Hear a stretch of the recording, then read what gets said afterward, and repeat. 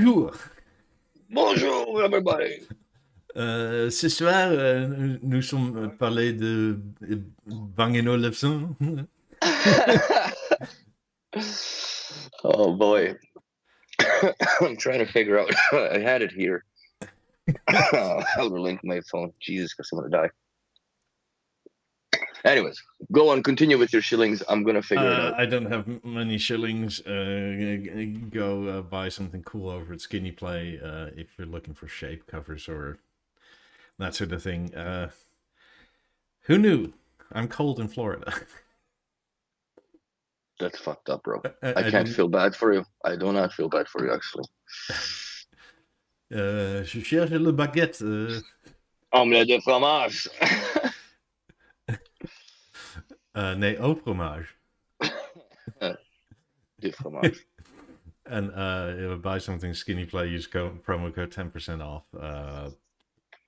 Like and subscribe if you haven't yet already. Send me some heat. I'm cold. Send you some heat. Fudge. How did I do this? Yeah, house is ever progressing, so I guess I'll send pictures of that sooner rather than later. Nice.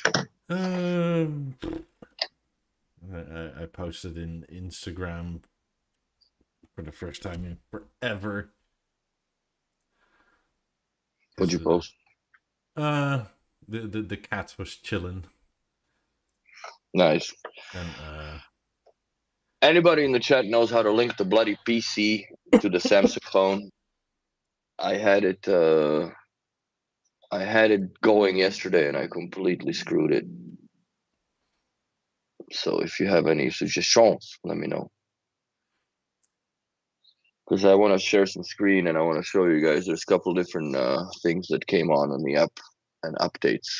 So it's been a good week, man. I gotta say, it's a nice picture. It's been a good week in the B&O world. I think I actually found out what's happening with my app in that I can't change pictures or product colors on anything. What is that? I don't know. Like even like the theater as the BeoVision stand thing doesn't show up because it doesn't even matter if I change it to black. It just stays aluminium with oak. The app is bugged out, I think. Then Yeah. probably need to. Did you uninstall it and reinstall it yet or no? No, not yet. Yeah, that definitely is a step one that would help. Because I've seen that before. It happens to mine. What bugs me on mine is if I do the account support access control, right? Mm-hmm. And my environment shows up. Too bad. I'm gonna have to hold it up fucking against the camera. I could have shared a screen. But see, my TV shows up at the floor stand, right? Yeah. As soon as I leave an account of a client and I go back to mine, it resets to just the theater on its own in oak. That's it. I even changed the colors to a different one. It just goes to oak by default. And it's the same thing if I use. You can't. You have there's three gray dots, right? Yeah. And the middle dot is supposed to be the auto detected with the floor stand or a wall bracket.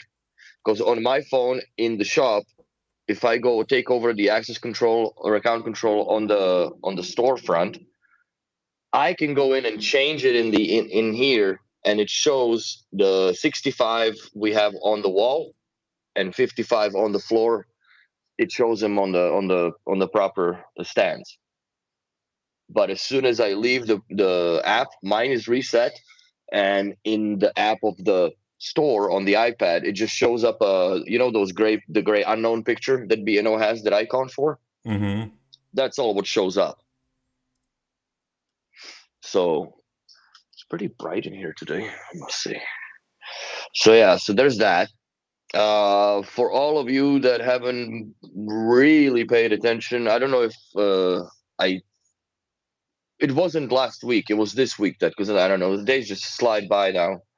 But there was an update, or a software update, first of all, to the Mozart platform. Still haven't gotten that one, by the way. Yeah, which subsequently also updated the BeoRemote ones, which now give you an option to go in and see the battery status on the remote control, and also reboot the remote control if it has issues. So you don't have to do the trick with holding OK for 5 seconds, home for 5 seconds while holding the OK and then pressing the red button and letting go. So now it's in the menu. It's awesome. Let me show you guys. So here, settings,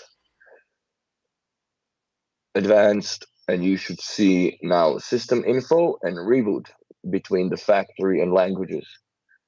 So if you go to system info, then you can see how much battery there is left, and the serial number, of course, which is also important if you need to remove it from the app on a service tool. Wait, did you use those new batteries you got yet in there? Those crazy ones? Yes. I'm amazed it's already down to 58%. It's been 58% for the last 5 days. Explain me that. And I'm also running an experiment where I have a remote, obviously by my bed, so I'll bring that, and I have one by the door, which is the black one. Mm-hmm. And that one is obviously the furthest from the theater. The one by the bed is semi-close to it, and the silver one I use daily. That's the beater, right? That one just gets his beans kicked out. Yeah. But they're all 58%. Let's see. So the silk one by my bed is 64, but I have the display dimmed on it too, so it's hard to see it. So that one's been 64. And the anthracite guy by the door is at 61. Okay. So it's weird. Like they all consume, I guess, a bit differently as far as the power is concerned. Craig asks, how does the remote update if it's paired to a Bluetooth device? Well, if it's paired to the theater in this case. It needs to be paired to a Mozart product. The cheapest one, I guess, would be the Emerge. Anything like Emerge level, Core wouldn't have it. Yeah, A5 Core wouldn't have it now because they haven't gotten an update. Yeah, and it's not Mozart. So, and I tried that. Excuse me, I tried that at my girlfriend's yesterday because she has an M3, right? So I tried to see if I can update it. No, it didn't update. No, it does not. There is no more push, I don't think. I think that the Mozart platform is going to progress further, and the ASC now is basically stagnant where it is. In the gloomy ponds of the forgotten BNO software. Security update, I don't think it matters because it works as intended. Exactly. So, and therefore we discontinue it. So that's that. You can update it. You can also go to your dealer and just ask them to pair your remote to a product that they're not currently using per se. What you need to do is obviously pair it through the app. Then you select the source on the remote, on your remote, play it maybe 2-3 seconds and shut it off, and then wait maybe.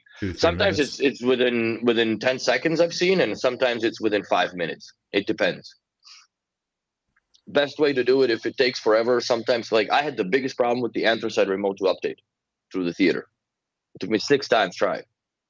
Interesting. And it took the update after I rebooted the damn theater after, and I rebooted the remote as well. I point places where they're sitting. So and then it finally caught. Now the update is about 25 minutes, mind you. So, stop by for a coffee, I guess. Well, if you have a decent dealer, the coffee is quite good. Exactly. So yeah, so that's the findings. I guess the only thing is that in North America you have to be close to a dealer because otherwise it really doesn't work. Worst case scenario, if you really wanted to, you could send a chassis from the remote to the dealer to get it updated, Hmm. which is kind of shit. I mean, it doesn't add any extra functionality other than knowing what your battery's at, really. Knowing what your battery's at, and I think it's a very important feature because some of those chassis eat batteries like there is nobody's business, and you don't know if it's the theater or if it's the remote itself, right? Yeah. So it's a good way to monitor things. And quite honestly, now I don't know how many 3 podcasts ago I had those batteries. So here's a kicker: I went for a quick service call to a client with the theater. Product was up to date already. He took the update, and the batteries were like 28%. So I Mm-hmm. took the batteries that I had with me. I have, I don't just recycle batteries that I take them out of somebody's remote and put them in my bag, right? I have a fresh set of like unpacked batteries in the bag that are always 100%. If I can put 2 batteries into 0% on the remote. Hmm.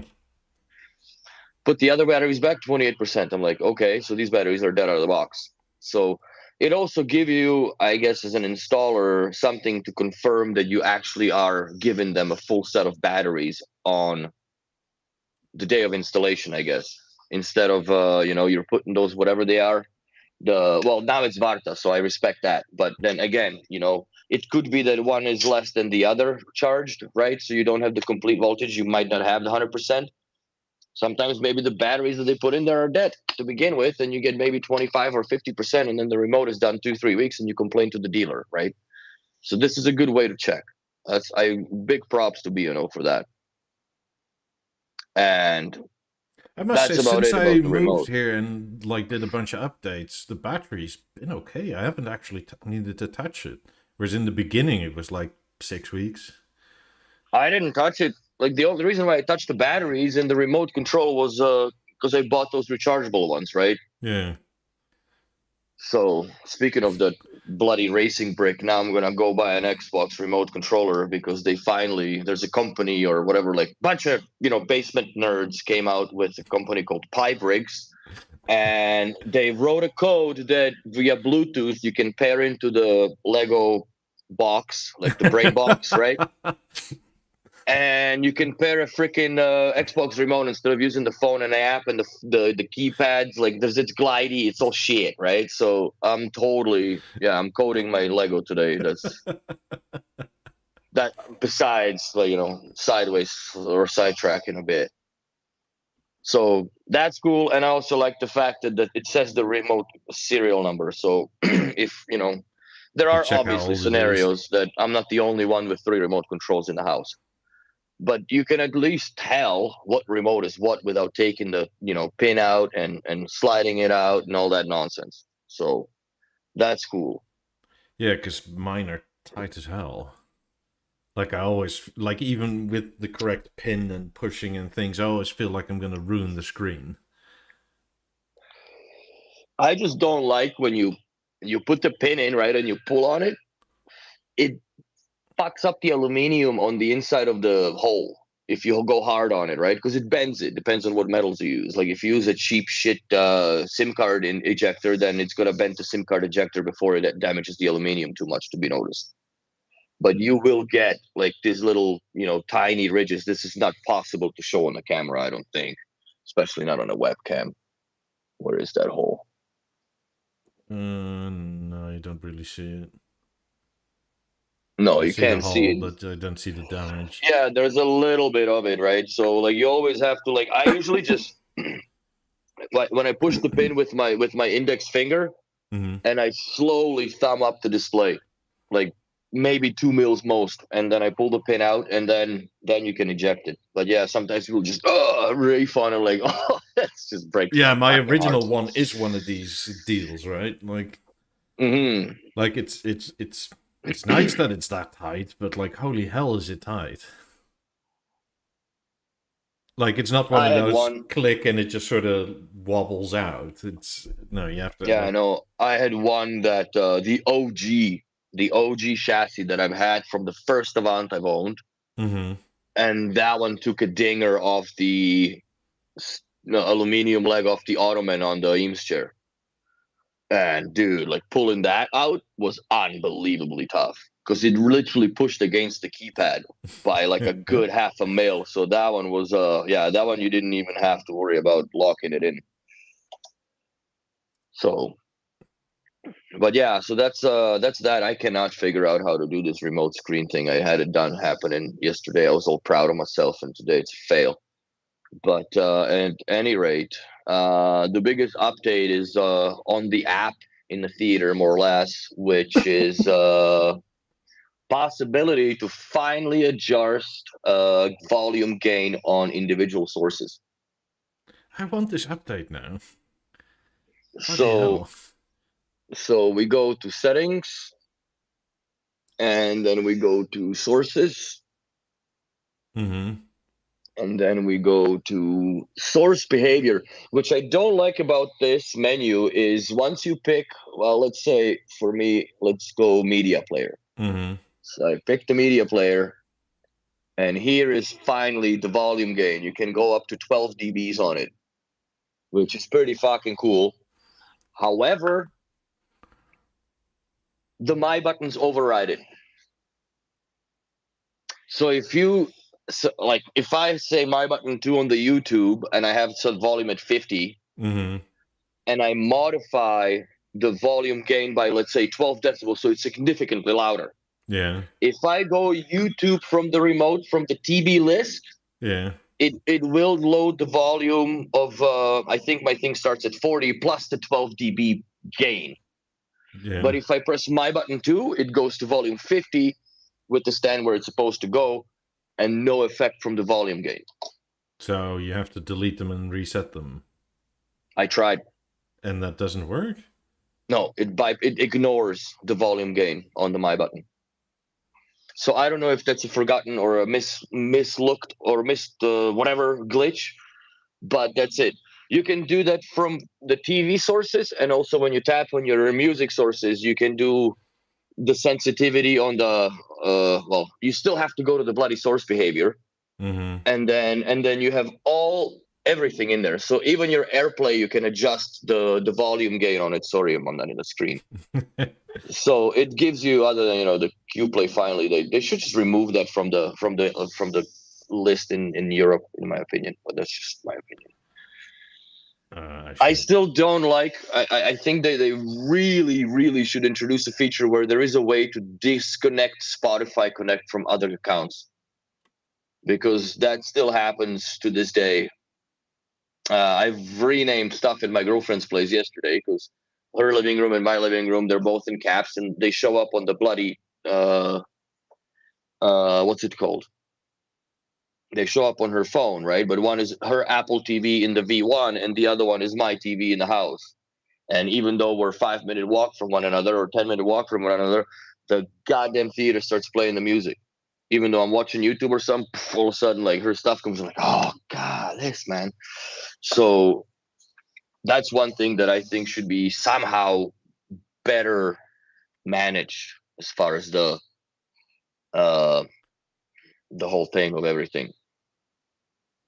I wonder who actually uses it, or if anybody uses QPlay. I don't even know. Like, it's like, what, a Chinese Deezer or something? Or is it Chinese? I don't even know what it is, right? Like, For me, other than I I clicked. think it's audio. I clicked too fast to what is it, because I don't know what is it, but I should have clicked on remove it, because it should be removed from here. That makes no sense.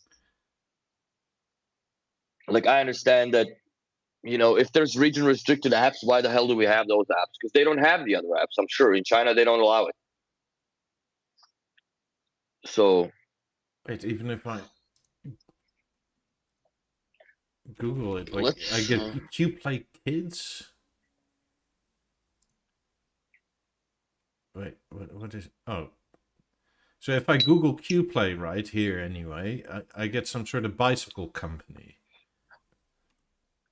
Money wash. What the hell? Stop. Auto. It's a Chinese weapons account, some sorts. Well, they started playing music all of a sudden. Interesting. Wow, I just loaded my service tool from the BNOs, and or I connect it to my theater, and I've lost like your look like you're on a VCR tape on the Skype. I don't know what the hell. So service release, What the hell is which Q? that's what it is. Other than an app in the Google Play Store, I don't get anything if I just Google QPlay. Sorry for the weird noise playing. I didn't see an off button on the bloody site. I didn't hear nothing. No, I know, but everybody else did. Oh yeah, okay. Like, what So even is QPlay? Why is it there? I don't know. I honestly don't know what that streaming. It's some sort of a service. I'm sure it's just like their WeChat or something, right? So yeah. So this software essentially, I don't think. Well, I didn't think that I was in the beta program, Yeah. but apparently I am still in the beta program. But it's also part of the service release, which is 3.4.1.5, and that's going to be the next. So released on the 12th of February. Fixed speakers parameters couldn't be changed in large setups. I don't know if anybody had issues with that. I never came across it because even in our theater, we only have what 2 pairs of 18s and a subs connected to it, and it's more than enough. Improved Via Remote One connectivity. I would say that is true, specifically looking at it from the anthracite one by the door. It retains connectivity and it's much more snappier, but there's still, by the way, now at least when you press TV and the remote has gone to sleep, it says updating on the screen. Oh, that's good. So it's not just blank. So for all of you that will have that software, when you see updating, it's not the software that's updating. It's just the remote control is updating the cache library, I guess, from the theater to what to display on itself. Sound performance, definitely, I had seen a little bit of an improvement. I don't know if it's just my because I padded the heck out of the TV, so there's no more side vibrations. It's all at all, but it sounds great now. So, according to And Lawrence, QPlay is an intelligent wireless streaming media transmission solution provided by QQ Music. Then I put in QQ Music. QQ Music is one of 3 Chinese freemium music streaming services owned by Tencent, a joint venture between Tencent and Spotify. okay, let me just. So we have Spotify twice, essentially. Then we have Chinese Spotify, basically. That doesn't work. We don't even have an app that you can't now download in the app stores anywhere. Can you? I don't know. Android, maybe. Sorry, I'm gonna mute this for a second. Interesting. Yeah, I don't know what to make of this. Like, unless B&O is so massively sold in China, like, I don't understand why it's in everything. I don't think it should be in everything. Just like you have region-based parameters for the TVs and such, it should be the same thing for the B&O product, in my opinion. Just take the stuff off that we don't have to see, nor even there is a need for to see, because you can't really utilize it. The only thing I can think of why to keep it for as a B&O point of view is if they pay you to put it on your devices. Then present an option of deleting that source completely. Yeah. Have it as a bloatware, but an uninstallable bloatware that you can just delete whatever like sources your you don't need. Antivirus. Yeah, like you should be able to, in my opinion, delete. Even if I don't want Chromecast, I should be able to delete or like completely disable that source that doesn't even appear. I would like to do the Chromecast. I would like to do the Spotify Connect on this, and I would definitely like to do like QPlay. Doesn't matter to me, but it just like it's one of those that like, why is it there? Nobody needs it. So internal updates were like, these are the article numbers. Only plays one track from DLNA source. I don't know if anybody has it connected to a server computer and play it through there. That's more or less like within the Deezer environment of the app on the phone. Request for option to set individual volume per source. That was addressed finally, thankfully. Tiny sound from PCM 2.0 sources. Yet, if it doesn't work with my buttons. I don't think that they had realized this yet. I think they just fixed it and That's why probably is a slow roll as well. That I guess they waited for the podcast now and see what we're gonna say, because that should be addressed, especially on the DLNA sources. Because surely I a mean my DLNA, button but is on the just my buttons. copying a bunch of text string, right? Like as in like the action to do.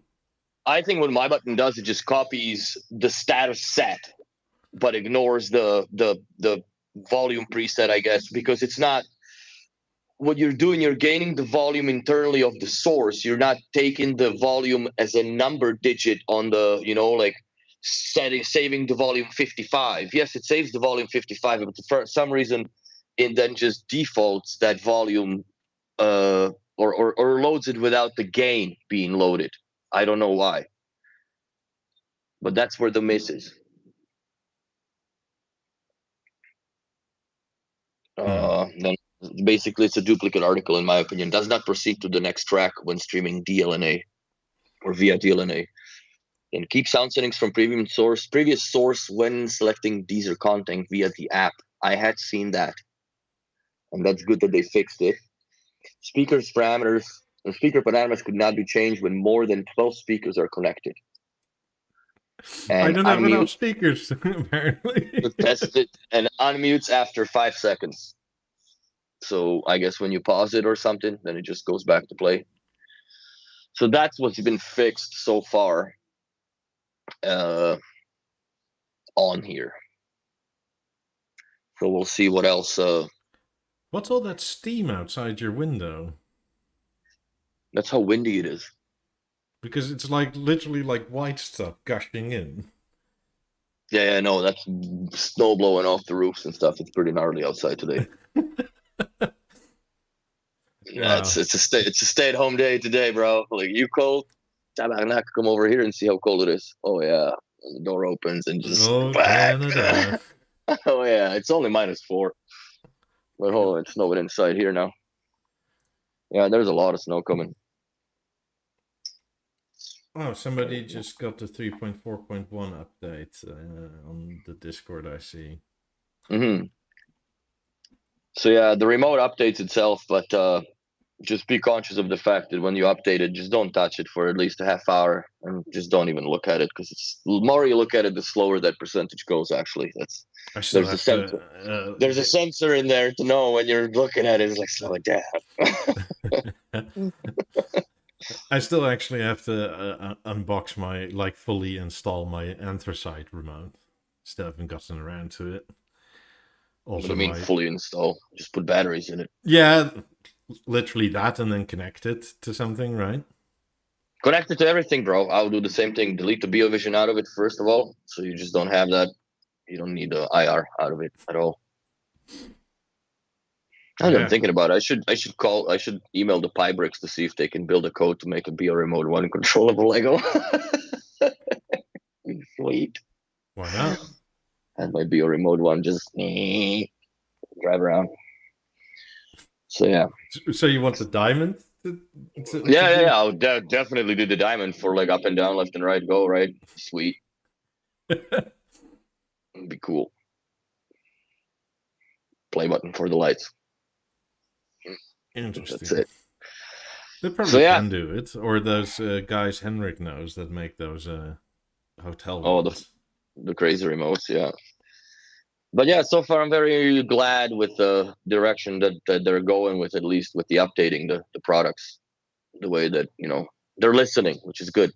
They're listening to people crying, I guess, even here, but also going through on the Beo.com on our BOWise thing, looking through like the articles, because I keep on top of all that. I guess I keep on top of it more than I keep on top of Discord and such, but it's better to be informed Discord internally. Is not a job. That's it. So yeah, there's a lot of things that are coming that are good. I'm quite interested about that BeoSound Core because they're talking about it. What I don't understand, like, here's my point of view on this, right? Like, you're building something that, in my opinion, is supposed to compete with like Almando, right? Because if we're gonna put the arc in that and whatnot, Almando is the size of a BeoSound Essence from back in the yesteryears. Yes. It has it has an ARC, it has Wi-Fi, it has Bluetooth, it has Wi-Fi built inside it. I don't understand why B&O didn't take the approach of let's build in Wi-Fi transmitter inside the BeoSound Core Connect, whatever they're going to call it. I don't know. That's my I think question. we're That's veering very much into the place where you can't talk about things, or supposedly. but that's as far as like I'm going to take it, right? That if it has, because you can see that it's just going to be this. I understand why they would want to go with the same approach, because it needs to be something that fits also inside the BeoSound shape tiles, right? Because you can't just delete that. Unless you're If they're making gonna multiple cores, yeah, it seems unwise. or are you gonna make another chassis for the BeoSound shape tiles, right? If to accommodate, like, if let's say, I don't think they would go for the same form factor like the BeoSound Essence, but I'm comparing the ability of like Almando doing cost comparatively what the BeoSound can do, right? It should be more. Yeah. They should have stuffed with it a little bit more. I understand that they maybe rely on the fact that yes, we can tie in a uh what's it called, God, they're. a I don't transmitter, know if and do you it that guys way. can hear it, the rah every so often, but they're painting the missus's office, and No, oh, the compressor. no, it's like with the roller, right? It's just a wall, but Oh, instead of like moving a step stool, it's literally every time over the tile. It's like, what the hell? fuck. I just checked my iPad, which is not on the beta app, and I also cannot change any product icons in that. I can like in They, where you change it, you can change it, but then you press mhm. apply and nothing happens. It just stays the same. There's something bugged out in that as far as like I guess the image loading for, I think, Android platforms. Yeah, I'm on iPad and iPhone, and neither I can change any sort of color on the theater. Let's see, can I change the color on the BeoSound 2?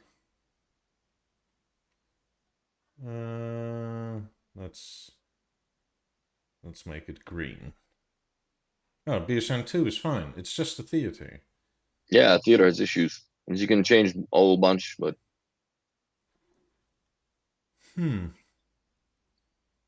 Interesting. Wonder if anybody else has that. I wonder when or if it's possible for them to do it when you pair two different colored speakers together to show them in the proper colors as a speaker set or stereo pair. You know what I'm saying? Because we've had on the display, Oh, it's like, let's theater say, specific because I can change my A5 to the breadbasket and it's fine. It actually changes. yeah, it's just for some reason the theater doesn't like it. This is so weird. Because my theater is not on beta, just the app is. And the app on my phone is on beta, but the app on my iPad isn't. See, it's working for you on the iPad. That's so weird. Like, is your app out to date? I You just should try updated uninstall it and reinstall. while I was checking this. I literally Oh, updated it a minute ago. weird. Some people have that issue. Sandeep has the same. Bizarre. Because It is a yes, bug of some sort somewhere, for sure. There's no mean other my way. I mean, I'm on an iPhone 11, so I guess it's an older phone, but it's up to date on the latest software. The iPad Pro isn't, though it is still on the latest 16 version, I think. But I'm not gonna like do the whole OS update right now. Hmm. But this started like a week ago or so, What? where like I all of a sudden couldn't change colors anymore.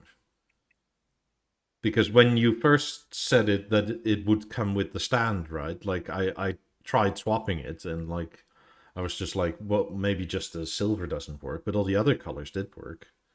Hmm. So I guess I'm glad I accidentally got stuck on the correct color. But now Here's the I'm just kicker. stuck. But here's the kicker, though. I did we had an anthracite theater on a floor stand, but the floor stand was silver. So, anyways, as soon as I had it on my account, the theater changed. You could change it instead of the gray, like you pick the second gray that shows Great Oak Theater with the whatever you have. Yeah. It shows it in anthracite with dark oak and black floor stand. So that second button is for, I guess, auto detection of what you have. And I don't know, it's more or less, it's not coincidental now that I found out the 65-inch theater is a default that they had picked, because this was a theater 55 and it showed as a theater 65 with wings, but in black anthracite on a floor stand. So the theater tells the app, yes, I'm connected to the floor stands. I'm anthracite, so therefore the floor stand is going to be also anthracite, but even though it wasn't. I understand that like this is so much nitpicking and the logic behind it is crazy, but to like have them auto detect what colors they all are, that doesn't make any sense. But I think they should have it, instead of auto detecting, I think they should have you run through the steps just like on the BeoLab 5s, BeoLab 90s and 50s. And well, 50s not much. As far as the 90s, you can pick through what you have for panels, for crowns, and for fabric, and it should be the same for this. It should be the stand option, the grill option, the size option, and the color option. That should be that's how I think that process should be done as far as you color picking all your stuff. Yeah. I mean, one would think that with the customizability, even in the standard available things, you could have done this for years now. But, Hmm. I mean, the theater's been out nearly 2 years now, hasn't it? Hmm. Well, So, year. In October it was a year. So let's give it, 15 months of life on in a yeah. house. And it's weird because the first theater we had that we have on the showroom display, that one updated, and the other ones I just pushed the update into when I was there. Now, here's the thing that still kind of bothers the heck out of me, that on the product health center tool, healthcare tool, I can look at both speakers, like on the BeoLab 8s, right? Mm. I can push the software to both, but they can't be stereo paired. If they're stereo paired, only the master or the primary speaker gets the juice, gets the update, and it reboots and says, "Oh, I don't recognize you. You don't have the software that I want." And that thing is blinking in Wi-Fi pairing mode. So, and you have to factory reset the secondary, put it on the network that everything sits on, update the process or update the software, and go through the stereo pairing process on whatever, like the old primary, or you can choose the new primary. It doesn't matter. So that being said, for me, it's not a big deal. For me, it's like, son of a bitch, right? Like that's just where I look at it. But if you had spent the money on it, let's say average transaction would be 10, 11K with the installation, depends, right? Uh, you get home and your speakers are, they're on wireless, and all of a sudden one updates and the other doesn't. That feels bad. It also could be that, the software update is rolled out slowly, so one serial number gets it before the other one, even though you have them hardwired, and now the speakers don't play. Thank God for Why? power link sources. But let's say you just, you don't need a core, right? With the BeoLab, you could solve that on it as it was. Yeah. So then my question is, why we do not do that with the software, where the primary tells the secondary to update first, and then it updates itself, then they reboot, and they're both shaking hands happy? Why isn't there that sequence still have been introduced? It's so much less headache, even for us to drive out anywhere and repair the speakers together, because this is what happened. And it's very hard to walk clients through this type of thing. And usually people that buy the stuff, Yeah, they because effectively the only way they to don't have solve it time. is to, like, factory reset it every time. That's exactly the process I described you have to do in order for the other speaker to update. Which is really annoying. Yes, it is. Because So I've also found that the factory reset isn't all that hard and fast all the time anyway. Sometimes it still remembers a bunch of things. yeah, like sound presets. Yeah. I don't know how that. I think that's stored in the app, man. That's stored in the account. It has to be. And there should be a button for deleting that, like long press delete, whatever. Do something where you can delete that. What I found out with Kareem that you can actually just you can't really delete the thing if you made it, right? Mm-hmm. But you can save it with the same name, which overwrites the one that you've deleted, so you don't have to create another one. Oh god, more reach around issues. That's like that, bro. That's more or less a coincidental find. That was not like I did not know that you could do that, right? Because normally, like we coming from Windows Logic, like you can't name two files the same, right? Yeah. So apparently you can with BNO. I just tried what Sandeep said with the color, like it doesn't work. You close the app, come back to the app, and then it takes. Doesn't for me. I just put it to a gold one with cloth, and I still, like, even on the iPad, on the non-beta one, see aluminium with oak. It's and if I go to is it the product color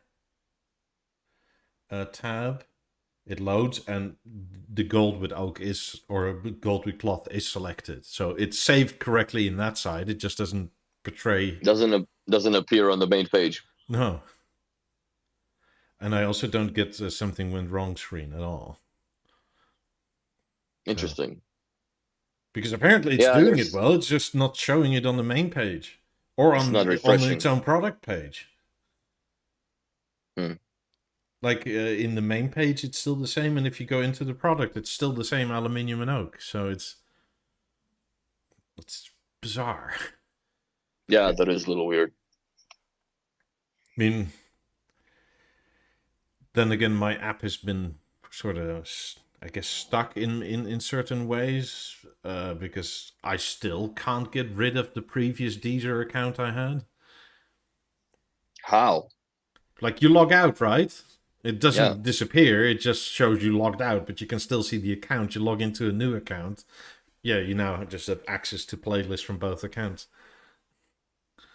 I haven't had that, but I've had when, for some reason, when I take over the account and people are logged in and they have their stuff already logged in, I log out. It shows my login name, but their playlist, and I could not get rid of it. I have to log out of the Deezer in the app of BNO, log back in, and then it would load up my account.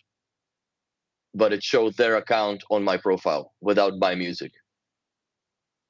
Wait, so you have to log out of Deezer also in the Deezer app on your phone? Or? No, just on the BNO app. Yeah, but that's like that's something that you guys don't come across because you don't come across, you don't go to other people's places and take their accounts over and load their product on your shit and modify it, blah blah blah, right? That's I do that because I do that for a living, but that's the only time that I had seen my account go weird.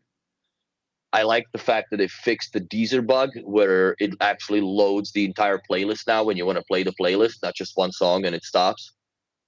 It was only on that issue. Yeah, I had that issue, and my buddy that lived across the water here too, like same thing. He was the one that came across it because I'm like, you know what? Honestly, I listen to Deezer Flow, right?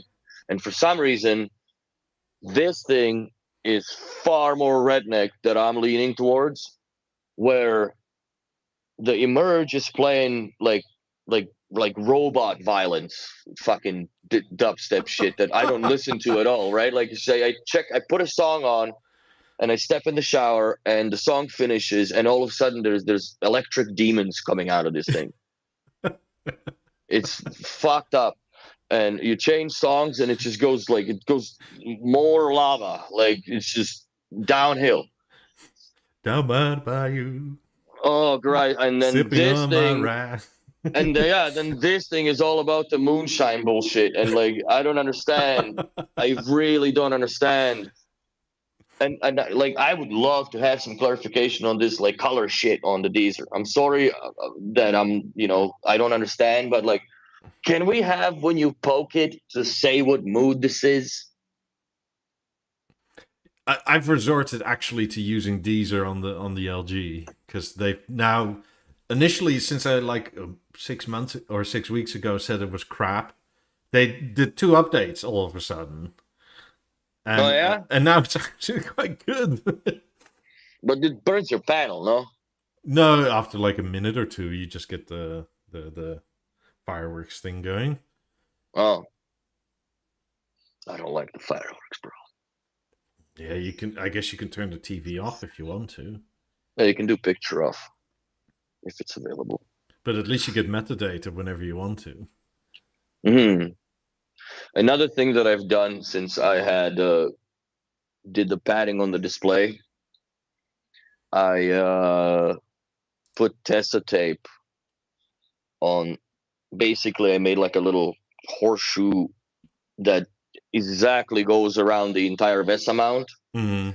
Because my problem, this is not everybody's, but if you have it on a stand and especially against the window, you can see through the VESA, man. Because when you take the glass off, Yeah. all those grails and shit there is in there to cool, that all is smooth and shiny and reflects exactly the light to your eyes when you sit down. It was driving me nuts for a year. I didn't think that I could do something about it, but I did something about it. So that's just first world problems. But this was a very good plus. Good tip. I forgot to take pictures also, so don't ask how I did that, but I can tell you how I did that. Question over on Twitch. Had a BeoPlay Portal PC for months. Really happy with it. It's been working properly for months. This week, from one day to another, cannot connect to my PC anymore via Bluetooth. The PC sees the headset. My question is, why would you connect the Bluetooth? Like if you have portals, then you have the little dongle with the USB-C or USB-A converter. Plug that in, it's much better, and you unlock the Dolby Surround, the I, Dolby Atmos. Sorry. yeah, I guess you can try a factory reset. But Yeah, also, it could be that Windows updated, right? And for some it's fun. reason, oh, the problem is with the dongle. I don't know. Does it light up? Because you're not connecting through Bluetooth with the dongle at all. Wait. Really disconnected. Let's not make everybody hear Skype noises. Canadian internet strikes again. So you're not connecting to the dongle over Bluetooth. That's the 2.4 gigahertz. Sweet, I'm back. I just froze. Oh, it worked properly when it was connected to the dongle. Well, if the dongle works, then yeah, because it's a different Use it with connection. the dongle, man. Yeah, dude, use it with the dongle. I use my portals always with the dongle. It's a better sound quality, microphone wise, and also it unlocks the Dolby app, man. So you have Dolby Atmos. So if you do play video games, that or even listen to music, that is insane. It's absolutely insane. And just download a Dolby Access app on your computer.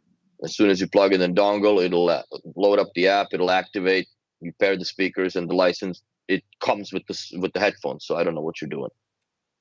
I wouldn't do Bluetooth unless I had to. For me, Bluetooth is an option for a phone call, but Yeah, also portals, Windows man. is just weird with Bluetooth.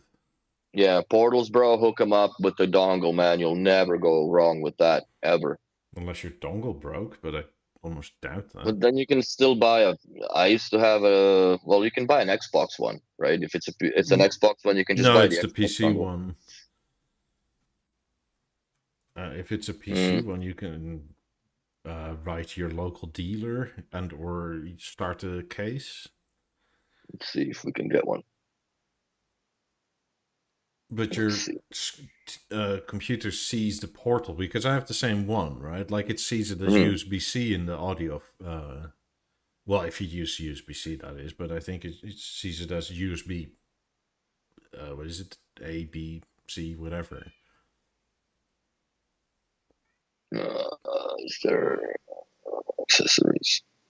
But it should auto connect, and you can see if the light is flashing. If the light is flashing, it doesn't see the what you call it. The headphones trying to connect.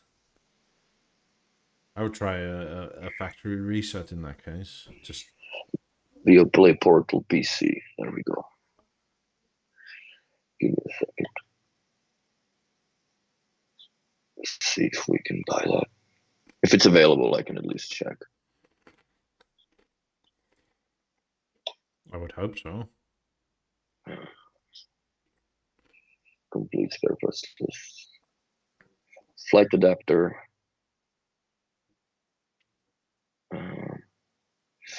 BeoPlay Portal PC PS dongle. Available. Good. So if he's watching, if you're watching, 7229063, ask your dealer if he can order you that part number. And you're laughing. It's probably like $90, but it's worth it. I did once have a similar issue, I thought, and then it turned out I had transparency mode all the way open and the volume all the way down to the point for some reason it wasn't like fully tracking my finger. Mm-hmm. And I was like swiping and nothing, like, what's going on? And it turned out to just be a me issue. But yeah, we'll try it out. There's no way. Maybe there is something wrong with him, but yeah, but you can always try a factory reset, right? Like if the computer sees the dongle correctly, and you've set it as the correct audio out, it should just work. Also, the light on the front of the dongle should be solid. If it's blinking, then it's searching for something. So in product guide, you can go to basically everything. Wonder if it says on the portals, is the factory reset holding the power button for like 15 seconds? That's what I'm trying to find out, but I think it is. It doesn't show the game's gestures and nice to know, but it doesn't tell you. It doesn't tell you where to troubleshoot. See, troubleshoot is I can reset it to factory settings directly off the app, which I'm definitely not going to do right now. But yeah. Portals. I'm going to rename them since I'm here. And I have them on. But yeah, portals sound great, especially with gaming. The surround is absolutely insane on those speakers, or on those headphones, I guess. Me gusto. So yeah. But yeah, overall, I'm very happy with the app update, and well, more or less the volume gain is a big deal for us because all the cable companies, their output of the stupid cable box is so low that you listen to it at 65, then you put it to Netflix and it blows your windows out, right? Which people are like, what the fuck? And especially at night is not fun. Another bug that I found out, and it's more or less nothing to do with the B&O per se, but it does have to do with the LG screens, is I have EXs that I connect to the TV just to listen to every now and then. Mm-hmm. And when they disconnect, like, the normal volume of listening on the headphones is like 80, right? Let's just face the fact. Sorry, I'm going to have to say something about this fucking dragging of shit. So anyways, when the volume is set to, let's say, 80 on the headphones, or, because it lets you go, I think, to 100 on that. If you take them off and put them in the case, it disconnects. It goes to volume what the previously was set on the theater. And it also pauses the source that's playing. As soon as you unpause, it jumps the volume to 80. Oh yeah, dude, it's a lot of laughs. So before you unpause, you have to, press the volume down a little bit to see where you're at. Or what I do, like if I just go to YouTube, so I press the my button again, so it sets the volume to 50, and then I unpause it. But be very cautious of that if you're using or gonna use Bluetooth headphones and you wonder what the hell happened. So it's more or less a glitch within, because I've tried the portals, and I've tried the EXs, which are paired to it now, and I also tried the Explorer. I paired the Explorer to the TV to listen to it, and you can do it. But as soon as you turn it off, whatever volume the Explorer was, the theater goes to that volume because the TV tells it to. So But it's then again, I guess this is one of these LG things where they never test for that, because 80 on the LG panel is loud, but not earth-shatteringly loud. no, they don't assume the fact that it's going to be plugged into the soundbar, which is a hilarious thing. I hung a TV on in my girlfriend's bedroom yesterday. Right, it's just a fucking old Samsung. And this morning we woke up, she's like, "Let's watch something." I'm like, "Sure, I can put on the show from what yesterday, right?" It's gonna be one in the in the living room, and like I don't know, maybe 15 seconds into the show, she just goes, "Oh my god, baby, the sound is terrible." Like, fucking right, it's terrible. It's a Samsung stream with default speakers.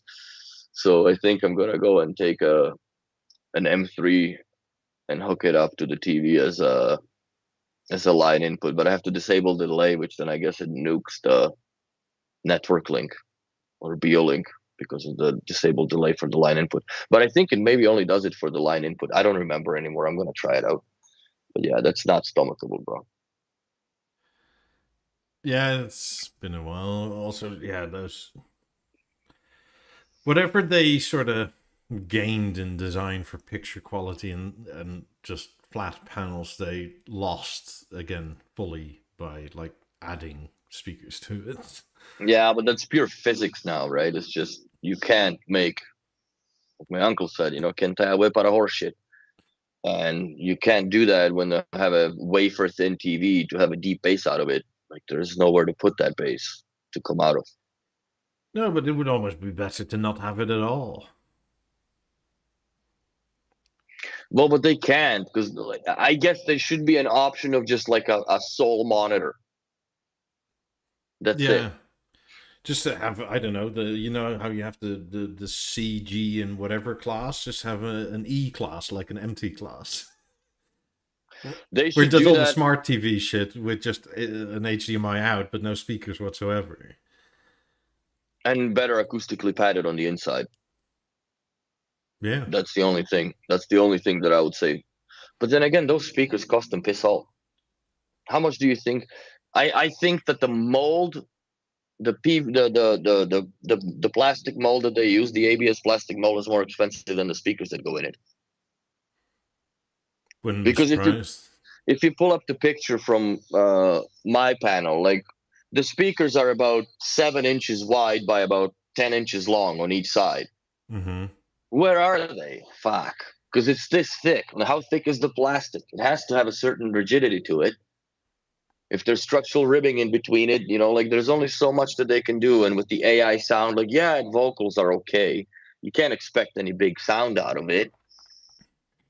But I think there should be, it'd be a good idea to have a class of TVs that is just a straight monitor only in their own, like, put that extra, whatever $100 that it goes into it, put that into the chips and the processing or better picture, whatever. Yeah, the So, picture's pretty much all the same now, isn't it? well, apparently the G4 is going to be a big game changer as far as I'm concerned with the processing of it.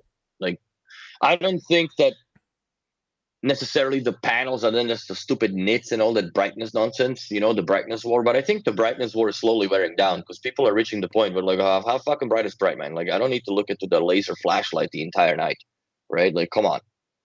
And like, In even like with the 5 years, police helicopters would just take a GPs and do that shit.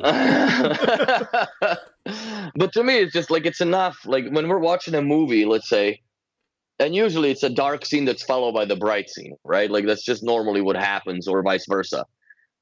You know, like if it goes from a night and all of a sudden you see like the sun, and it's just like you squint yourself, like holy shit, like that is bright enough. Like I don't need it brighter anymore per se.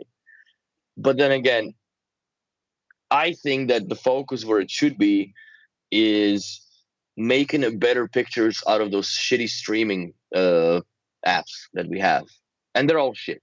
Doesn't matter if you pay extra for Netflix or not. You compare a Netflix to what you compare a Blu-ray quality of movie, it's two different movies when it comes to completely, as far as the not even the resolution but the detail of that resolution, because Yeah. pixels are pixel, but the processing is what they really should focus in more, because the bandwidth is given by, it's a variable thing. Like not everybody can get 1 megabit speed. We have, I get 50 up 50 down here, even though 50 up and 50 down is not bad. When I look at what the TV's pulling, it's pulling like 2.5 to 2.9 megs a second for a 4K movie. That's not enough data.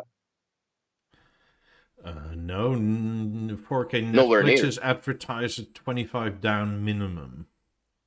Not here. When you go to press info while you're watching, it shows on the corner what the resolution is Mm-hmm. and the bit rate.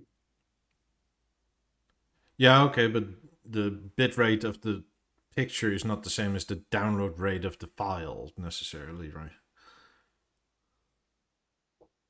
Well, yeah, but what does it say? 2.9 megs a second. So that's what's downloading right Yeah, now. but mbit is not like megabyte; it's megabit. I don't know. I mean, I agree with you, but a lot of like when I was with my old router, right, I could see it, and whenever I was watching like a newer release on Netflix that was the 4K Netflix, every so often the download speed would go to like 50 down, but it would steady out around between 15 and 20 mbit. Okay. So you can fix that with a buffer, obviously, and that's why they advertise 25 down minimum for It also could 4K. be that there is a limitation that they had set internally on their. Well, they for sure do, right? Like, if you have You're gigabit running the whole internet, your building. Netflix isn't all of a sudden going to get better quality.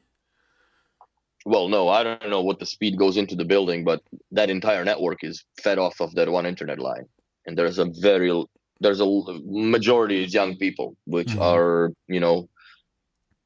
media device dependent. There's not really anybody here that even has a TV as a TV is, because there's no way to route it here or wire it like a regular television.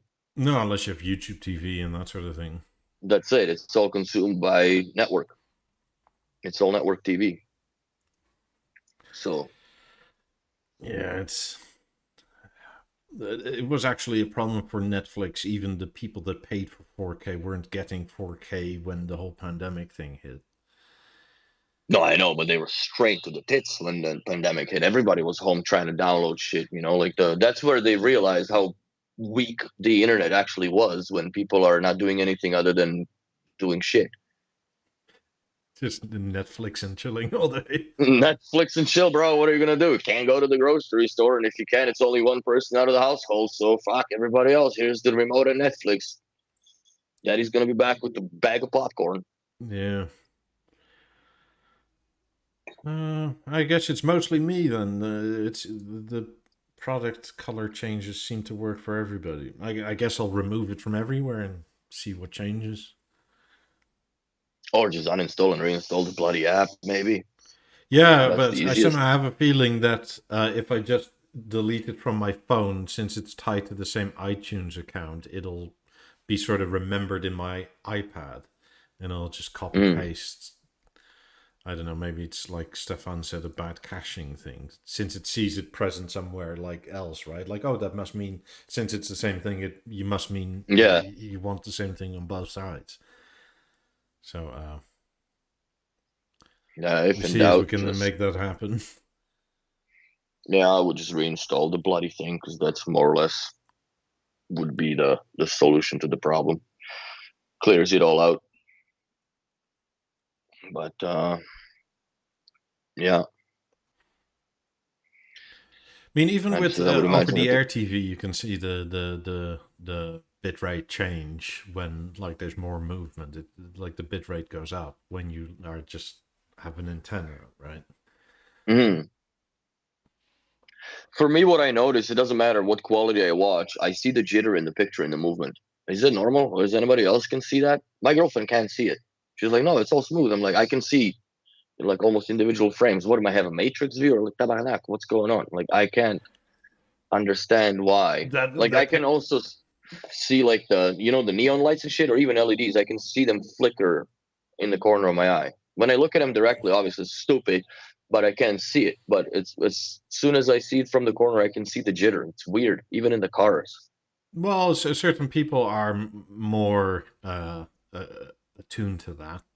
It's just like the people with projectors, right? Where they see the whole rainbow effect every time. And some people look at the same picture and don't see it. Hmm. It's a Maybe don't bit. smoke in the projector room. It's just like old school. I mean, it probably See the also beam. you can probably minimize that for the LG a bit if you match the frame rate. With Uh, what? Like, how do you match the frame rates? uh, for like an Apple TV or something external. So the I have panel nothing puts external. out at 60 hertz probably, right? And if Probably. the source coming in is 23 frames a second, it puts like it copies a bunch of those frames extra to get it to 60 FPS. Hmm. And it doesn't divide neatly, so you get inconsistent frame timing effectively, which feels like jitter, which is jitter effectively. Hmm. So with an Yeah, because Apple, I can see it. It's weird. It bugs the piss out of me with sometimes. something like an Apple TV, you can make it output the same amount of frames as the actual source material is. Okay. Like, do you have that much jitter on YouTube? Yeah, I see it on everything, bro. Like even on the regular what's it called? Even when I play movies through the USB stick, which are No, very I good don't mean quality. movies. If you're watching like the YouTube app, Yeah. because like that, I mean, YouTube is mostly shot in 60 FPS already, and that's what the screen is putting out. So I'll go to settings, and then what? Advanced user settings in the picture. Here. Uh, I'm not entirely sure you can do that with So the internal apps personally. if I go select mode, yeah, there's not much like expert bright settings, but it doesn't change piss all. You can try filmmaker mode. I have the filmmaker mode more or less automatically enabled. I don't know if that makes any difference. See, it's automatically, and I have the reduced blue light because this is terrible picture. You can apply it to all inputs. Clarity, I guess. I So have yeah, it we have on super. personally. I have it on expert dark. I think. So smooth gradation. I don't know. I don't know any of those settings really, like what they essentially do. Well, the See, question true mark up motion. top.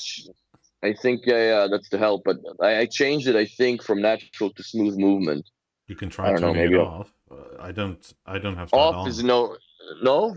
I'll shut it down. Let's see what happens after a while. See, in Because real true cinema, I don't motion know what that is, is. if I'm not, is true motion is effectively black frame insertion? I think so. True motion suitable for image quality of fast moving pictures. Because it tries to smooth everything over. Off turns off the true motion cinematic. Adjust the shaking of the motion in the screen to make it feel like you're in a movie theater. Natural sets images with a lot of motion to look natural and clear. Smooth moving, soft and fast moving pictures. That's what I had. And user selection, you can do de-jutter, adjust de-juttering or juttering on the screen, de-blur, and OLED motion. So you just Blah need blah to blah. turn off the motion interpolation black frame insertion. Oh my god, where the fuck do you even find that, bro? I would suggest spending half an hour looking through Vincent Tio's HD TV test YouTube videos. Then I'll do that. Yeah, I'll do that. Throw the link in if you have it. HDTV. Because yeah, that I'll play with it just to see what the heck. Because that would definitely improve it just by a bit. I'll be happy. I'll be very happy. Because I think he is excellent, and he goes through that whole thing.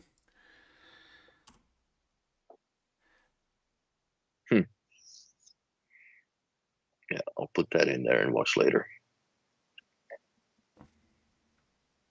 Oh, I know which guy this is. I love his jokes. They're such dad Yeah, humor. dude, I watched him.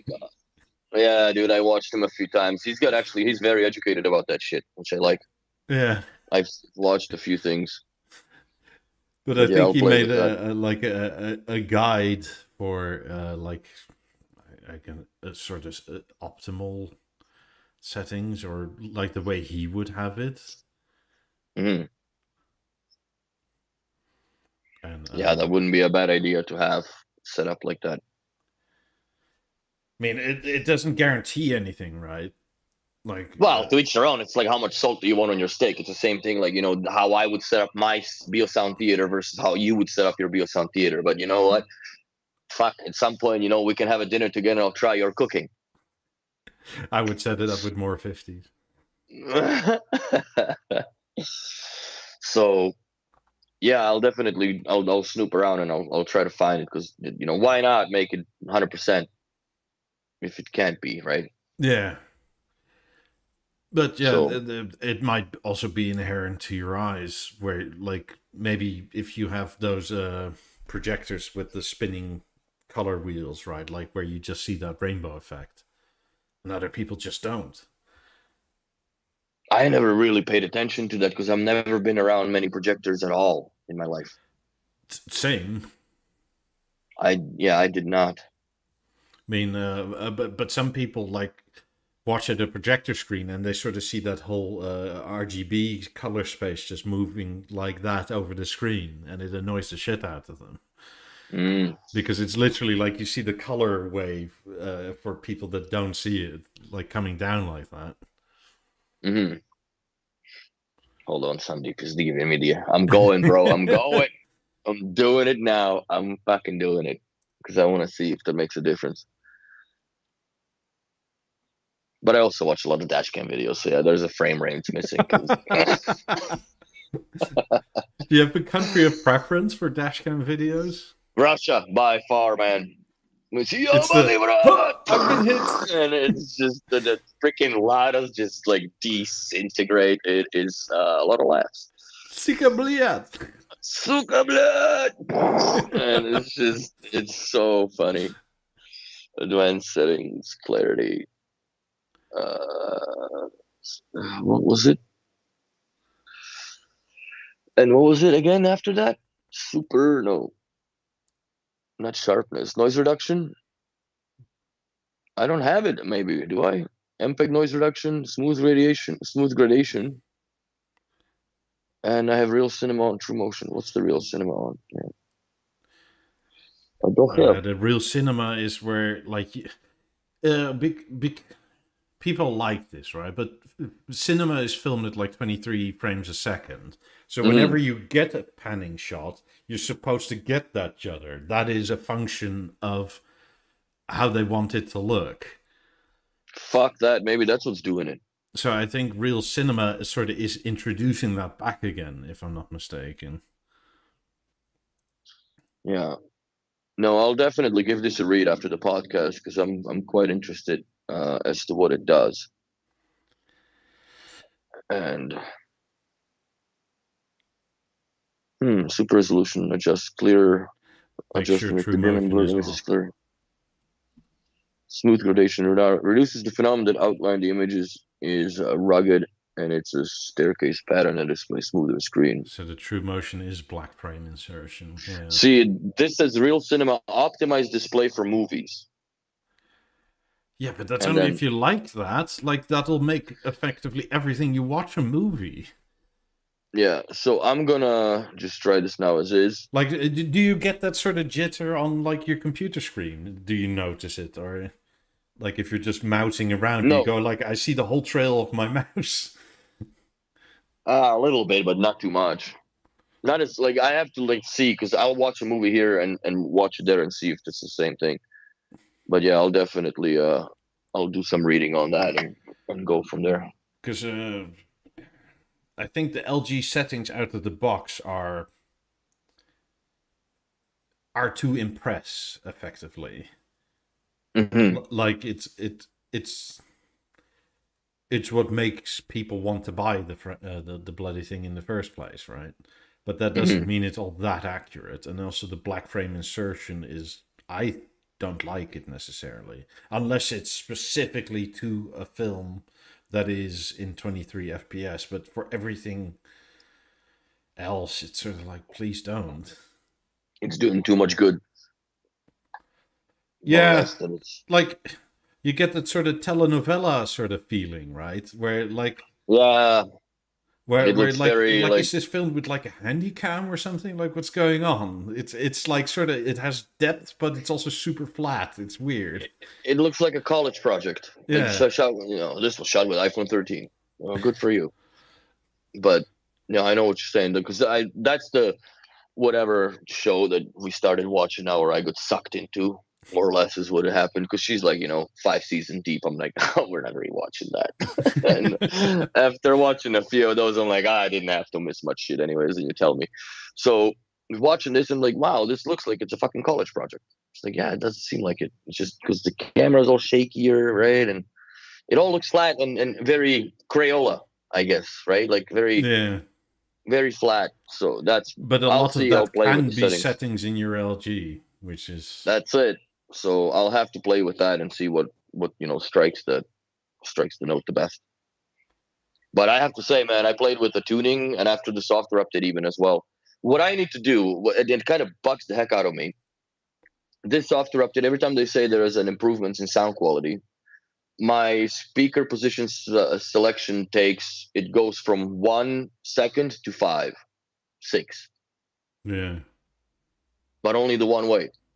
If I go from sofa to kitchen, it's more or less. But if I go from kitchen back to sofa, it takes 5 seconds. Hmm.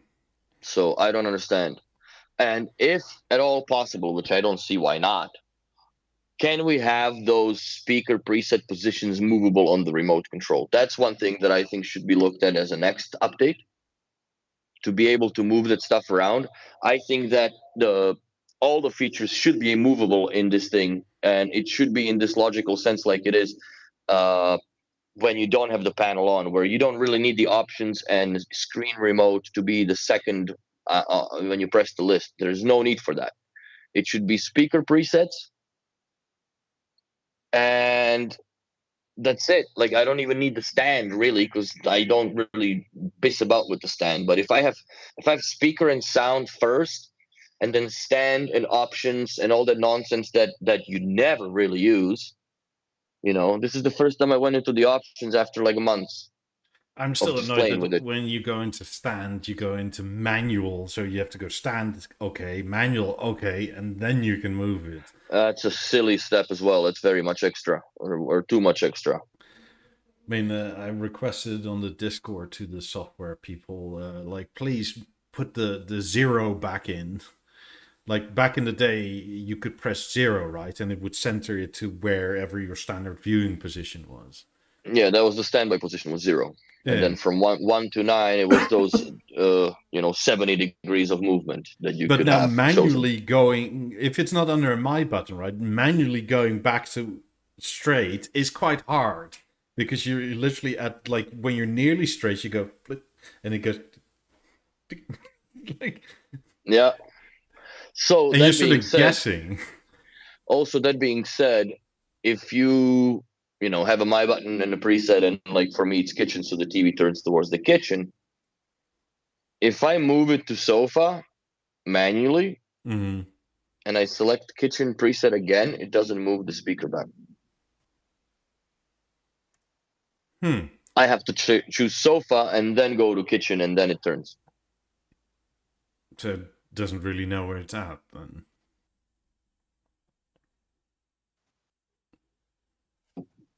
I'm sure it knows where it is because it has its max limit set, right? It won't go past those, but it doesn't. There we go. And my robot like... rocking it, yeah. I think in the manual stand control, it knows or only cares for the max preset limits, turning limits to each side. Yeah. And that's all it really cares for. And it knows where it's sitting, but it doesn't care once you select that listening preset again. It assumes that you are already in the listening preset. And you know what? Let's try it out, because I haven't tried it since the new update. Maybe that was fixed too, which would be cool. So if I go to living room, there we go. And I'll put it to lounge, just so like it's quite a bit far. Also, I think what they should have is the standby position. It's not nowhere. It's nowhere, right? Yeah, that's kind of what I meant with 0, right? Like... Yeah, it should be a standby position. So if it's there, and then I'll press it, I'll turn it more back again, right? And then I hit lounge.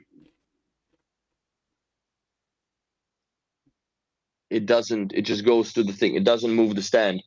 I have to go, let's say, sofa, and then lounge, and then it moves back. Huh.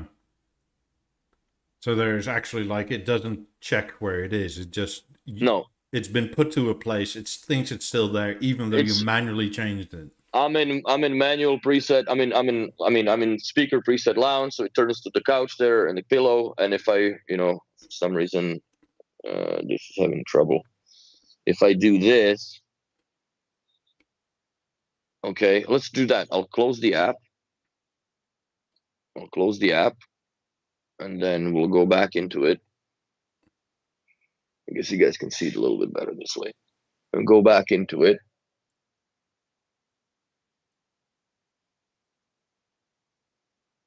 See, it thinks it's in. Did I have it in sofa? I don't remember. No, I think you had it in lounge. I had it in lounge. So see, now it moves. But it was loaded in sofa for some reason. It wasn't in sofa anymore. Because you moved it manually to the left. Yeah, but it wasn't even close to where the sofa is as far as the angle is concerned. So there are a little bit of a glitches with this. But now I can't move it back. You know what I mean? It just makes no sense. Like, the only way I could move it back is go to speaker, put it to sofa. But sofa's crooked a little bit because it's towards the seat. It's not lined up with the wall of the glass. So there's no standby position for stand, which is kind of goofy. You see how crooked it is? And I have to go back to stand, manual control. Yes, I can. And then and that's where it's supposed to be. So yeah, there is those are weird glitches, I guess, that I don't know if they had paid attention to or thought about it or even had been pointed out to them at this point. But that's one of the things that I don't know.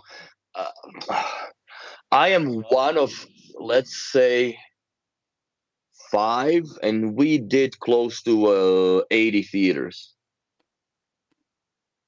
And I'm one of 5 people, I would say, that has a motorized stand option or motorized option whatsoever. Because there's a couple wall brackets we've done, and we've done 2 floor stands. Because a lot of it is in a city. Is it more so goes on the wall? Goes on the wall. Theater on the wall. But is it all houses or mostly apartments? Half and half. 60-40. 60 houses, 40% apartments. But in the houses, the theater is more or less like an addition to a huge system that runs with the Savant and so on and so forth, because it's a larger project if it's a brand new build. But if it's even if it's an apartment reno, it's all done through with the theater, and and on the wall, because you mount it on the wall. We had a guy that actually fucking cool, man. It was the first project that I've seen, but they butchered that place with the wallpaper totally. But they had a great idea. They had a 50-inch theater or 55-inch theater, and they built the recess exactly the half depth of the theater. So when we hung the G2 panel on top of it, it looked exactly like that, like that the wings were flush with the rest of the unit properly, which I'm surprised that the contractor did it exactly, down to a fucking 16th of an inch. And that looked good, and that was a proper recess. I'm not a biggest fan nor advocate of recess, because you're bound to that thing running for as long as it's running, especially like the older B&O TVs that people recess, B&O 755 into the panel, and like, call this, man, like this, the fucking thing is, first of all, it's very hard to remove it after years and years, because that thing just seizes up in that little magnesium wall bracket that the B&O had, and it's so hard to pull it off. And if you had a proper installers, then they had that long ass Allen key and tighten the set screw so you can't pull the fucking thing off, which that was devil's advocate that did that. But anyways, yeah, you lift it up and then you're just stuck with whatever opening you had. If you had 55, that's fine, because you can put a 65-inch panel in. But if you had a 40-inch, it sucks. You can do with a 48 maybe. That's about as much as you can go.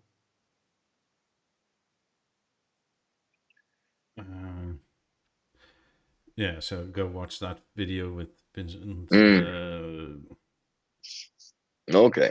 Like Sandeep says, so each LG picture mode has different motion settings. Each filmmaker mode has true motion off, sports mode has true motion on. Yeah, I have it set to, what is it, expert dark, I think. Okay. And then I put it to the expert bright because this room is very bright. Didn't you have it on the APS or whatever standard thing? I changed it back because the APS has more brightness, actually, I found. Well, you can set it on expert bright and then take all the power things off. I think I have power nonsense off on it all. Like, I think I have it as bright as she can go. I have it set to minimum power saving just because it's so goddamn bright otherwise. The nice thing is, well, it's a double-edged sword with this setup, because even if this had the sensor that kind of does the 360 on the bottom, half of it is covered with a VESA mount, so it never sees the back, right? And if you put it in a scenario where the predominant or 100% of the light comes from behind the TV, it gets a bit challenging to watch it. But then again, I remedy that. I just pull the curtain just in front of the TV itself. Take it off again, take the back off, unsolder it, and just stick it on the back somewhere with an extension lead. Or just put an optical cable close to it and have an optical sit. Oh, boy. Yeah, that, God, that use a glue gun. Just glue it in. You'll be fine. That's it. That's the way to do it properly. I need to lower it a little bit because it's got too much gap on it still, since I was moving around with the panel and such. The only thing that sucks, you have to have a second person in order to put the panel back. You can pull it off because you can ride the cables out, but good luck on the other way. Yeah, unless you have something to put on. Yeah, like the way I put it on together in the beginning, I took that stand or the little cabinet that my Lego sits on, I put it in front of the TV, and I put the panel directly on where the theater, because it's basically the same height. Routed the cables and then. Can't you make like a Lego crane where you like control it and lift it in? It'd be too heavy for it. Well, then super glue the Lego bits together. It'll be fine. That's it. Craggle that shit. Like, get a like a dumbbell as a counterweight or something. De-judder, de-blur sliders, and save your preferences. That's probably the nub of it. That's what Sandeep thinks. Yeah, I'm gonna play with it as soon as we get off air, and just see what the hell, what I can do to make this better. It's only for like the YouTube that I watch is the freaking my Command and Conquer games. Like there's no de-juddering needed. But when it goes to you know, consuming different media, it starts to show. Frick, it's snowing pretty good tonight. So Well, yeah, that water went in the wrong way. Jesus. that's never good. It's definitely never good. So I Yeah, have a look at Vincent. He'll I'll explain play all with the the. settings. Yeah, I'll play with the settings just there's got to be a way to make it less jittery or whatever. Oh, there is. It's just. God, there's so much shit hidden nowadays versus. Like you're in an ever perpetual battle, right? Of like what the manufacturer of the panel wants you to see versus what the people that made the content want you to see. Yeah, I mean, if it was surely if it was up to like the content creators, there wouldn't be a fucking vivid mode on the LGs. that thing is a fucking retina burner. Yeah, not just that. Like red is extremely red, and green is way too green, and Vivid. yeah. I There you mean, go, it's buddy. like soccer, football. It's like walking on poison ivy. How green it is, and Hmm. Yeah, I know there's some of those settings, but then like to each their own. Some people like it actually that way. I've had. I don't like the picture. Okay, go to Vivid's like, yeah, that's it. I'm like, oh my god, you're gonna go blind in 2 days. yeah, yeah. I mean, that's why I still have power saving on a little bit because it's like we have ambient lighting for like early evening to night, right? But it's not Hmm. enough to like read a book everywhere unless you're Hmm. close to a light. But that also means that if you're watching TV later, when it's even more dark outside, and all of a sudden you get one of those like dark to light, I don't know, like it's dark, people sneak, and all of a sudden like a gun flash goes off. It's like, oh, Yeah, yeah. I tend to watch the movies with no lights in the apartment whatsoever, more or less, because I do find the wings a little bit distracting, and that's more or less also due to the fact that there's an underlighting underneath the cabinet. My nightstand and my bed has an underlighting, and you can see the reflection of it in the wings, especially and then you can also see the reflection of the foot of the couch. So when there's a huge explosion and boom, the the fucking wings flap, and yeah, so I just turn it off. I turn off all the lights and listen to it or watch the movies as they are.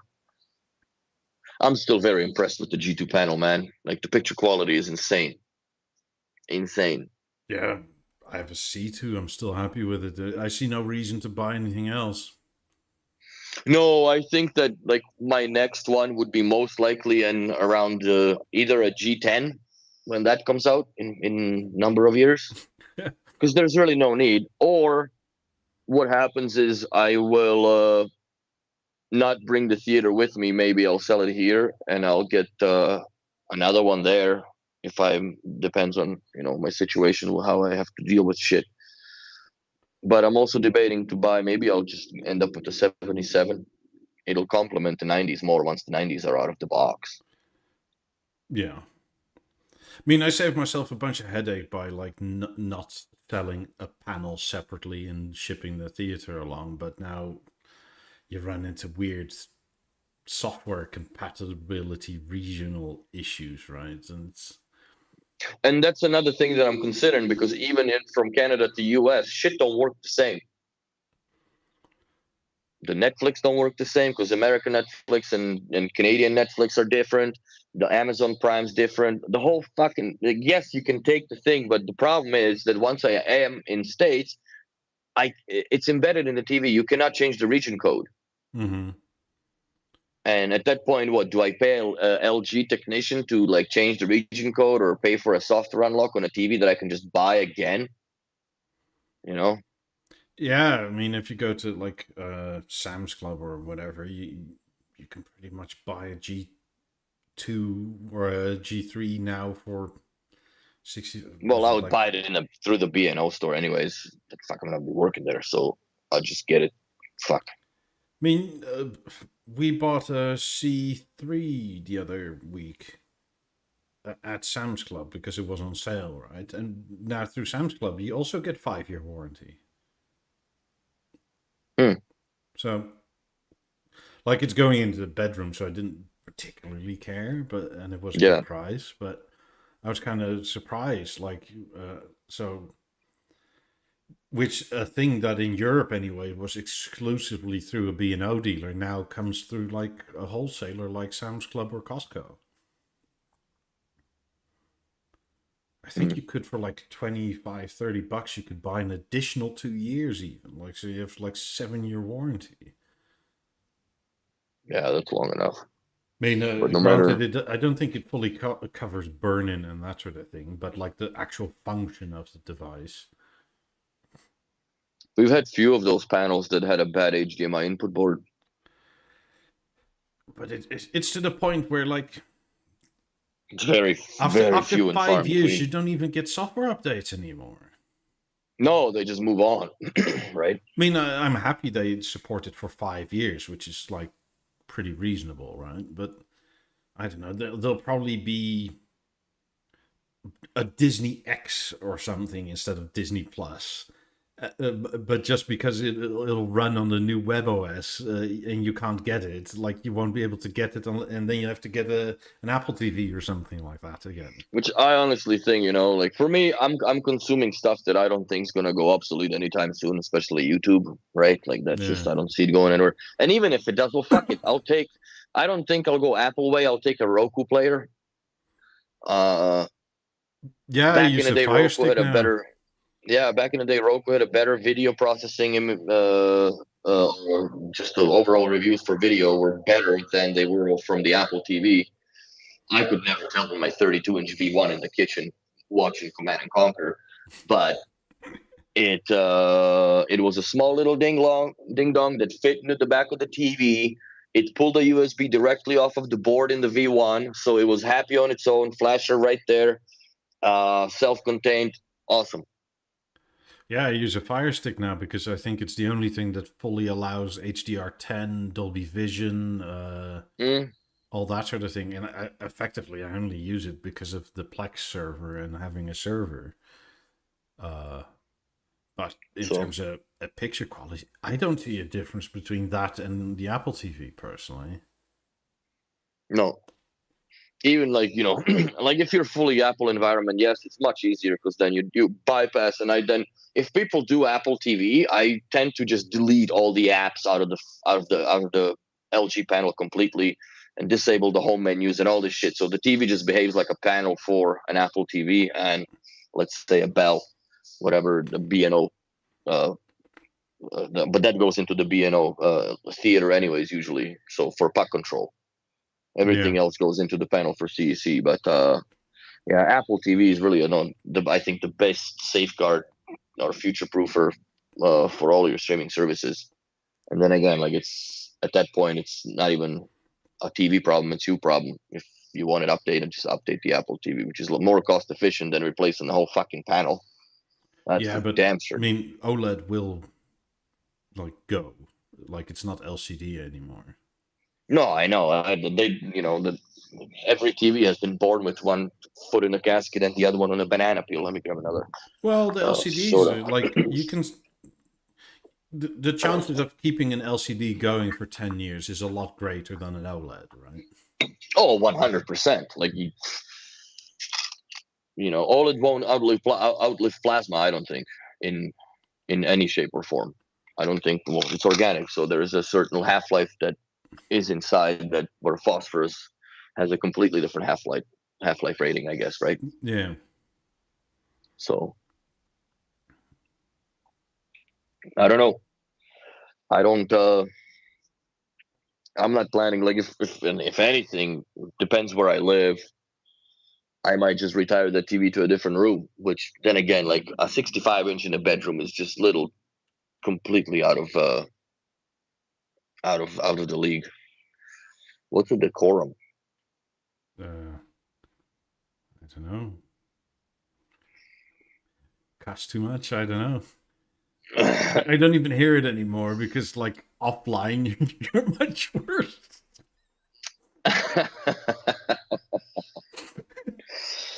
So yeah, that's what I would say. It's the shits.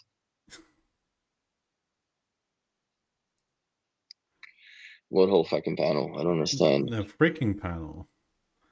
Ah, oh, Robert. Thanks for the input, bro. Is it weird that every troll that we ever had on the podcast, his name is Robert something? I don't know. I just find it interesting. Maybe it's one of those. Yeah, I don't know. Maybe it's one of those omnipresent names. I don't know. Probably. So John Smith. Also, this is never billed as necessarily a fully clean show. We're not affiliated Sometimes with B&O anything, makes so you mad. that's And it. if you have a lot of B&O at home, you can for Relate. sure understand the cussing every so often, because sometimes it's really bloody stupid. There's clients that swear that never sworn when you come over there and their shit don't work, man. It's I spend so much money. I just want to watch fucking TV. Well, I'm sorry, but there's this and that wrong or whatever's wrong. Yeah, things go and happen as they always does, and it's always our fault because they paid for it. That's it. Anyways, moving on. I'm gonna poll this. Poll it hard. I'm still intrigued by the whatever I need to do to the picture with this thing just to see if it improves a little bit or not. Because I never really messed with the picture settings in the panels. I always played with the sound because I assumed that the picture was okay out of the box type of thing, right? But I don't think that's a true statement at all. No. So that is effectively where the other brands tend to win from LG, right? Just the out of the box picture settings.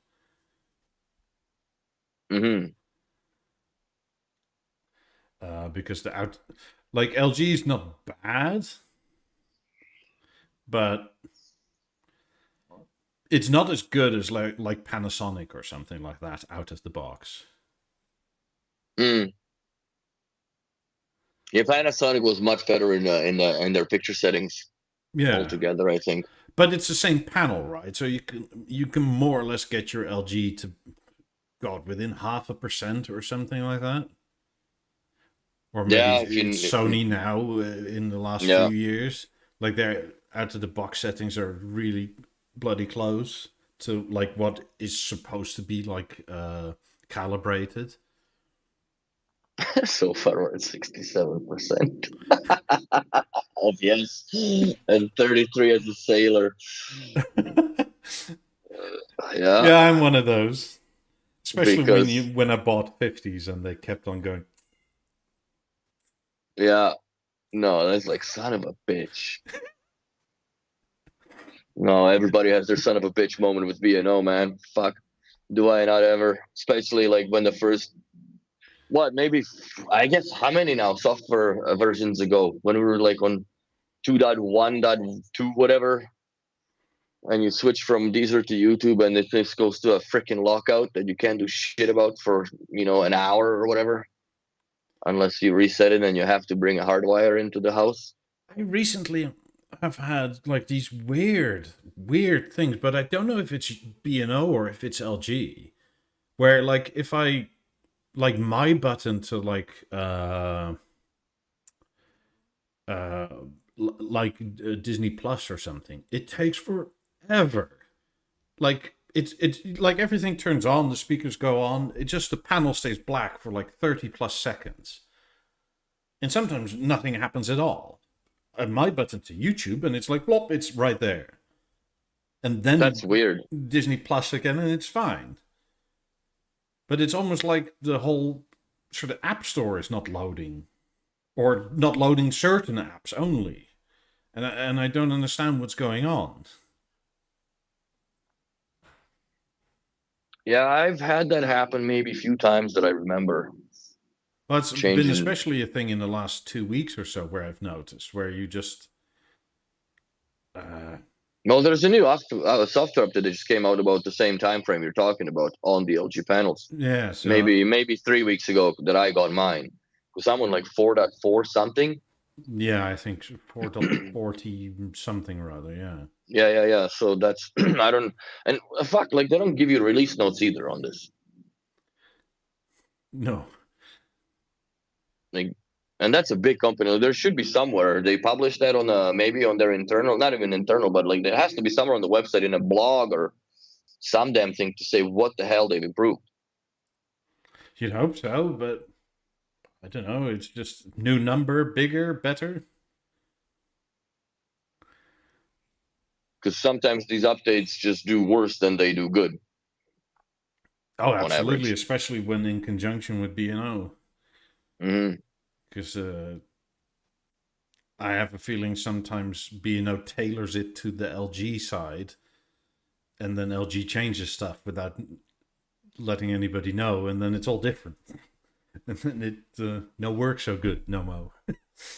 No, no, but it's. I think it's not that But it's often that like it happens, but it it's does very happen. strange because YouTube just loads like normal, like all the time, right? But it's specifically Disney and or